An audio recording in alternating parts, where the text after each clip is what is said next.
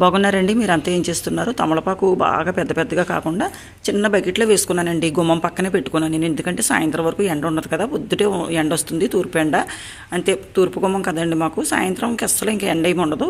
అలాగే అప్పుడప్పుడు కొంచెం రోజు విడిచి రోజు నీళ్లు కొంచెం వేస్తాను తప్ప ప్రతిరోజు కూడా ఎక్కువ నీళ్లు వేయనండి. వేస్తే కొంచెమే వేస్తాను. అక్కడ గుమ్మం దగ్గర చెంబులు ఉంటాయి కదా, అలాంటి వాటర్ కొంచెం కొంచెం వేస్తానండి. మనం సింపుల్గా ఇంచక్క బయట కొనుక్కోకర్ లేకుండా ఏ పూజలకైనా సరే ఒక్క తీగి చిన్న తమలపాకు తీగ వేసుకుంటే చాలండి. చిన్న బకెట్లో కానీ ప్లాస్టిక్ టబ్బుల్లో కానీ వెంటనే వచ్చేస్తుందండి. నోములకి నేను కార్తీక నోములకి కార్తీక మాసంలో కూడా చాలా తమలపాకులు పోసానండి.